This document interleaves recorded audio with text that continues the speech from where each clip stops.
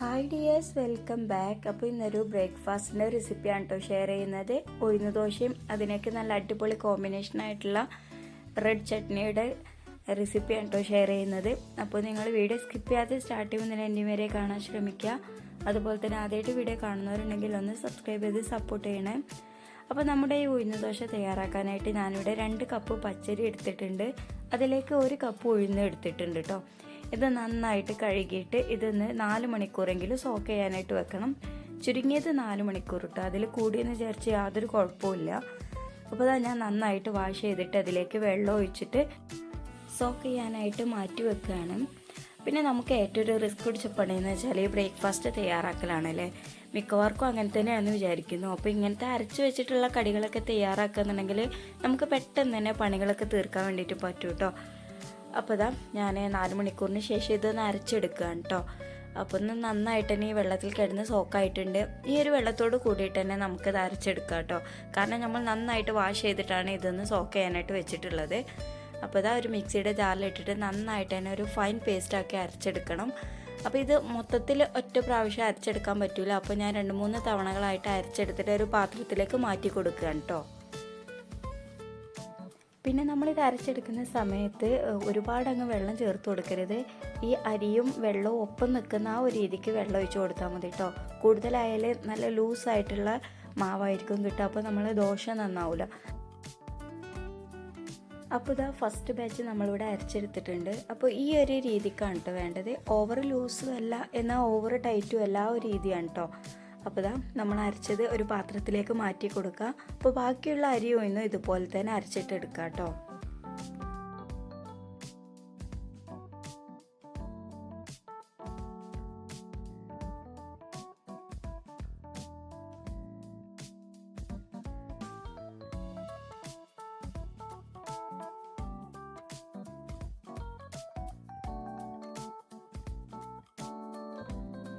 അപ്പോൾ ലാസ്റ്റ് ബാച്ചും അരച്ചിട്ട് ഇതിലേക്ക് തന്നെ ചേർത്ത് കൊടുത്തിട്ടുണ്ട്. ഇനി 1 കപ്പ് ചോറെടുത്തിട്ട് നമുക്ക് ഈ ഒരു മിക്സിയുടെ ജാറിലേക്ക് തന്നെ ഇട്ട് കൊടുക്കുക. എന്നിട്ട് 1 കപ്പ് വെള്ളം കൂടി ഒഴിച്ചിട്ട് ഇതും കൂടെ നന്നായിട്ടൊന്ന് അരച്ചെടുക്കണം കേട്ടോ.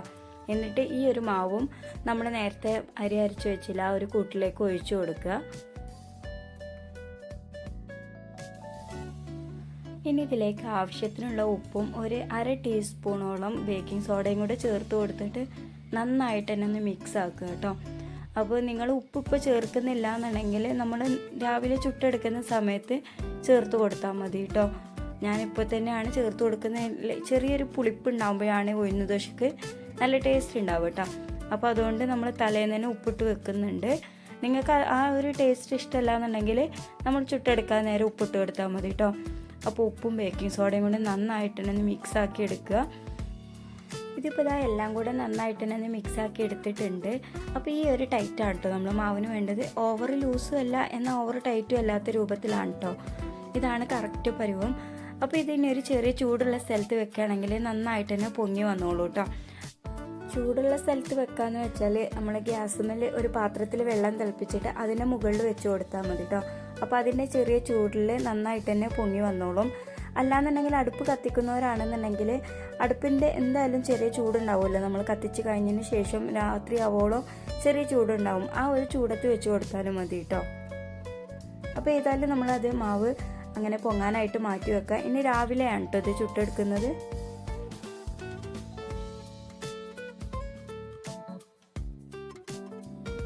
അപ്പോൾ നമ്മുടെ മാവ് അത്യാവശ്യം പൊങ്ങി വന്നിട്ടുണ്ട്. അപ്പോൾ ഇത് ഒന്നും കൂടി നന്നായിട്ട് മിക്സ് ആക്കുക കേട്ടോ. മിക്സ് ആക്കിയതിന് ശേഷം നമുക്കിത് ചുട്ടെടുക്കാം.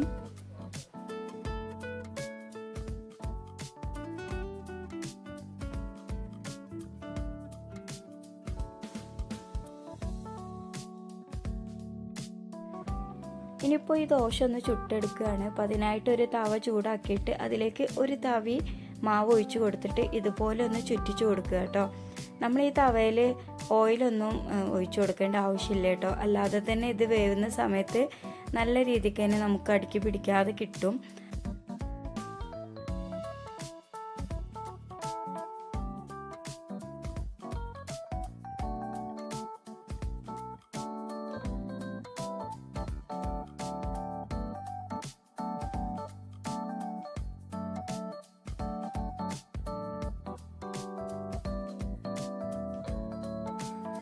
അങ്ങനെ തന്നെ നമ്മുടെ ദോശ ഇവിടെ റെഡി ആയിക്കൊണ്ടിരിക്കുന്നുണ്ട്. ഇനി ഇതിലേക്ക് നമ്മൾ റെഡ് ചട്നി ആട്ടോ തയ്യാറാക്കുന്നത്.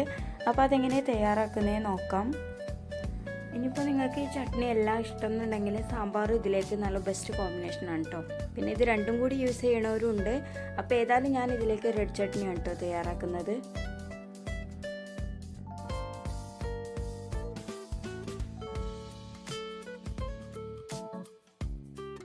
അപ്പോൾ ഇനി നമുക്ക് ചട്നി ഒന്ന് തയ്യാറാക്കി എടുക്കാം. അതിനായിട്ട് അരമുറ തേങ്ങ ഒന്ന് ചിരകി എടുത്തിട്ടുണ്ട്. അത് ഇതൊരു മിക്സിയുടെ ജാറിലേക്ക് ഇട്ട് കൊടുക്കുകയാണ്. പിന്നെ ഇതിലേക്ക് ഒരു 2 വെളുത്തുള്ളിയും ഒരു ചെറിയ കഷ്ണം ഇഞ്ചി ഇട്ട് കൊടുക്കുന്നുണ്ട്. പിന്നെ എരിവിന് വേണ്ടിയിട്ട് ഇവിടെ ഉണക്കമുളകാണ് കേട്ടോ യൂസ് ചെയ്യുന്നത്. ഈ ഉണക്കമുളകാണ് ഇതിന് റെഡ് കളർ കൊടുക്കുന്നത്. അപ്പോൾ അതൊരു 5 or 6 ചേർത്ത് കൊടുക്കുക കേട്ടോ. നിങ്ങളുടെ എരിവിനനുസരിച്ച് ചേർത്ത് കൊടുക്കാം. പിന്നെ ഇതാ ഒരു പകുതി കഷ്ണം സവാള എടുത്തിട്ടുണ്ട്. അത് ഇതുപോലെ ഒരു പീസാക്കിയിട്ട് ഇതിലേക്ക് ഇട്ട് കൊടുക്കുന്നുണ്ട്. പിന്നെ ഇത് ആവശ്യത്തിനുള്ള ഉപ്പ് ചേർത്ത് കൊടുത്തിട്ടുണ്ട്. പിന്നെ ഇതിലേക്ക് തക്കാളി ചേർക്കുന്നവരുണ്ട് കേട്ടോ. പക്ഷേ തക്കാളി ചേർക്കുന്നതിനേക്കാളും ടേസ്റ്റ് എനിക്ക് തോന്നിയിട്ടുള്ളത് പുളിവിൻ്റെ വെള്ളം ചേർത്ത് കൊടുക്കുന്നതാണ് കേട്ടോ. അപ്പോൾ അതാ ഒരു 10 മിനിറ്റ് മുന്നേ പുളി ഒന്ന് വെള്ളത്തിൽ സോക്ക് ചെയ്തിട്ടുണ്ടായിരുന്നു. അതിൻ്റെ വെള്ളമാണ് കേട്ടോ ഒഴിച്ച് കൊടുക്കുന്നത്. അപ്പോൾ ആ വെള്ളം കൂടി ഒഴിച്ച് കൊടുത്തിട്ട് നന്നായിട്ട് തന്നെ ഒന്ന് അരച്ചിട്ടെടുക്കുക. അപ്പോൾ തേങ്ങ അതെല്ലാം കൂടി നന്നായിട്ട് തന്നെ അരച്ചെടുത്തിട്ടുണ്ട്. ഇനി ഒന്ന് വറവിട്ടെടുക്കുക കേട്ടോ. അപ്പോൾ കുറച്ച് വെളിച്ചെണ്ണ ഒഴിച്ച് കൊടുത്തിട്ട് അതിലേക്ക് കടുക് ഇട്ട് കൊടുത്തിട്ടുണ്ട്. അത് നന്നായിട്ട് പൊട്ടിക്കഴിഞ്ഞതിന് ശേഷം കുറച്ച് കറിവേപ്പില ചേർത്ത് കൊടുക്കുക കേട്ടോ.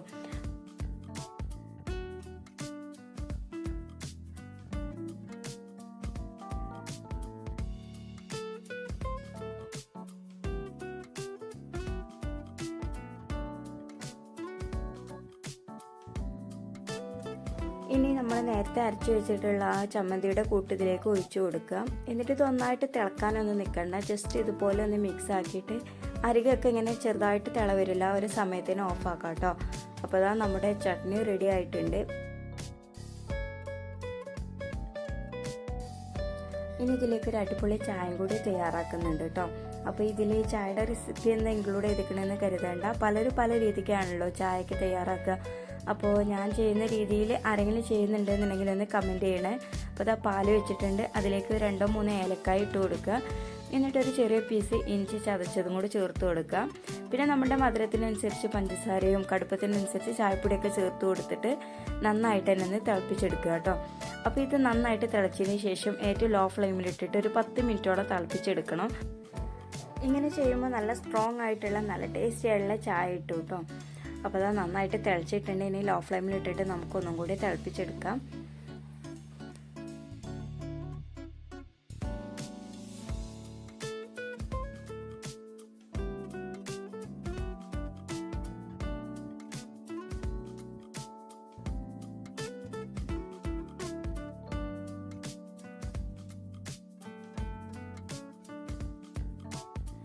അപ്പോൾ ഇതാ നമ്മുടെ അടിപൊളി ചായയും ഇവിടെ റെഡി ആയിട്ടുണ്ട് കേട്ടോ.